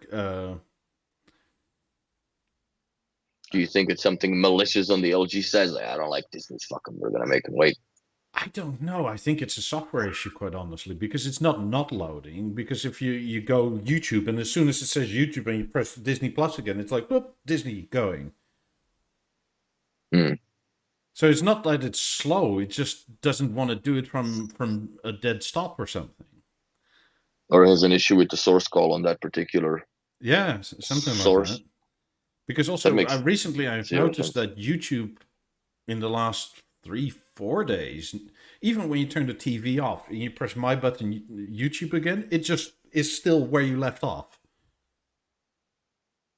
So it's not Yeah, really gone off, right? Like it doesn't load a new home screen. So if you yeah, like it doesn't left it refresh. in like the music tab and you play the song, whatever, and just press off and you come the next morning, go to YouTube, normally it's in home and you go down to music again. But now it's just left in music right on that song you last played. I've had it before also that I noticed, and that was also LG thing, not a theater. But I went to bed and I didn't press pause on the video. Woke up in the morning, turned on the TV, it was still playing whatever. I was watching some documentary. It's now like 15 videos down that because it was half hour long, 40 minutes long, and it just I'm like holy shit, and like this thing played into itself the entire time I slept. Why? Like isn't off? You would think. Yeah, I don't know. Something changed because that didn't used to be the case for sure. Because like usually when we watch YouTube things on the theater, it's during dinner, right? And it's like memes and that sort of crap. Yeah. Fails of the week. Yeah, that sort of stuff, right? Like people wiping out. That's funny shit though, man. You gotta say some of that is just Darwin awesome. uh, but there's certain channels we follow, and like they like you have to go back to the homepage, which is weird because normally it just auto loads whatever was most recently loaded. And also, Hmm. maybe this is a new YouTube thing. Has ever quite often it sort of goes to a YouTube screensaver where like you have these beautiful earth pictures or like mountain regions in I don't know Nepal or whatever. That's your That Apple TV screensaver, no? that's what I thought, but no, there's no Apple TV installed. What the fuck? I didn't ever say that because to me it just goes into the clock and the weather Yeah, no, and but this is telling me from a to dead stop. You press YouTube and it, like you get this massive screensaver. never seen it. Like and it I've comes from never it seen that. loads from a stop, which is like bizarre. Like I never it's not seen that, offensive. bro. It's quite nice looking, right? Like it's. Yeah, no, I get it, but I ain't never seen it. I ain't never seen that on my screen to come up. I'll take a picture next time because it looks Well, I've full seen on it, but Apple it's weird. TV, like the pause, like you Yeah. screensaver thing. Maybe it's something that you gotta enable in the YouTubes, I'll have a look. or do you have the what's that stupid thing that like the Samsung frame has the artwork when the TV's off? No, it's specifically YouTube because you get a prompt like you press up for something or other YouTube related. Interesting. Yeah, I never seen that before. So yeah, But again, maybe since it's also difference between what the different generations or species of panels show. yeah, maybe. That's because like I said, like on a C2s, I don't think. Do you have the clock and the weather or no? Mhm. You do, but it sometimes also goes to the fireworks. Only when you're actively using an app like Deezer and nothing on the screen changes. Mm, So if okay. you I don't know, God, I think it must be only Deezer. I haven't really paid attention. But when like Deezer shows you the album art, right? And Yeah. that is just full on static, like next to nothing changes, then it'll go to the fireworks. But if you're like on Mm, Netflix and you don't choose a new thing to start displaying, it'll go to the clock. hmm. So it's a Yeah, bit. I've never. I don't even have these are installed on my TV as an app because I use it all through the. I use it from the BNO app, and now they finally fixed that nonsense with the playlist. I can actually listen to the shit that I want. Except I don't understand this flow deal. Why is it all fucked up between my two rooms in a way that this works? Like one plays just like I said, angry Well, maybe Transformers. maybe it knows you're quite mellow in your living room and you need to eat more fiber in the bathroom. Jesus Christ, it's just too much, man. Like, and it's like this really really heavy hardcore dubstep, which I don't listen to, and it's so annoying because you like it always happens when you're like just soaked up, right? You're blind as a bat, and like, ah, shit. At least I have the Essence remote close by, but I don't want to like put your wet hands on it. But sometimes I have to. It's too much. And then, like I said, this plays just banjos and shit, which is just out of control too. And I've changed the flow a few times, but as soon as I put flow off of the remote control, it goes to the same genre. I don't understand. I don't understand.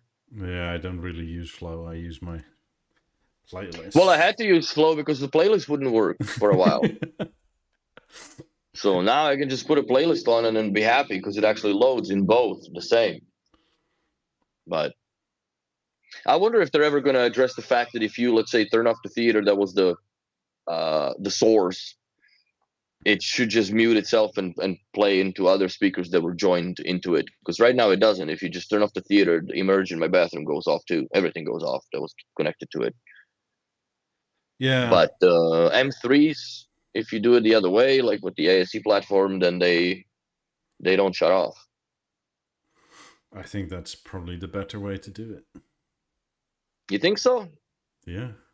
Why? I mean, sometimes you move out of wherever the initial lead was, right?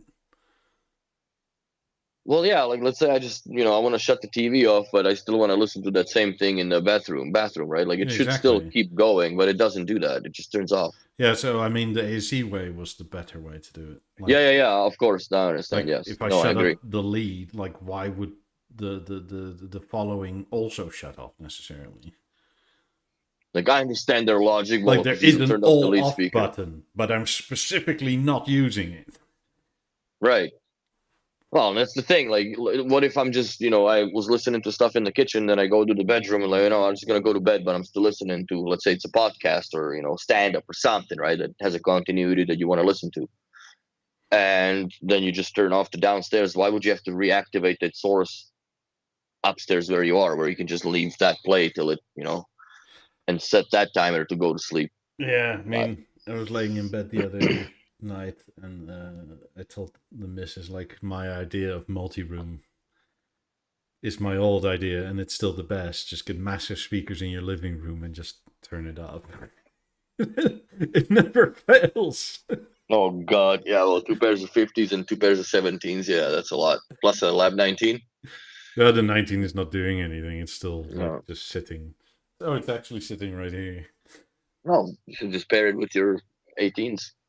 That's probably the plan, I guess. Yeah. Or So if we'll see if it's necessary. We'll see what we do in the future in the bedroom. Maybe it has to become a theater too. Who knows? But then I have two speakers that I can't change the bloody color on. all right, so the poll says yes to 59, like a sailor to 29, upper class and control is 0, and might also work, so no, which I don't believe that unless we have people here that are listening to their systems through MCL and Masterlink. That's it. Because that, I agree, always work. But don't bullshit me that your new software or new product, everything, that it's just flawless. It is. I got a free Sometimes it's over-the-air not. MCL update. Yeah, exactly. Yeah, so that's funny.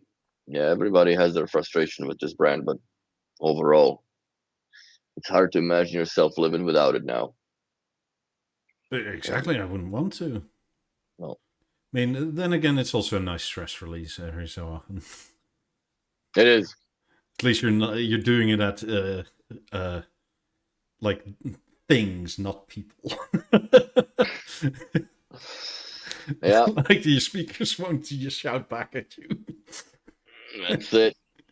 They won't. They'll still give you attitude, but they won't talk back. Yeah. Anyway, Yeah. on that note, I'm gonna call it for today. Thank you everybody for watching. We'll see you next week. Have a good week. Take care. Bye.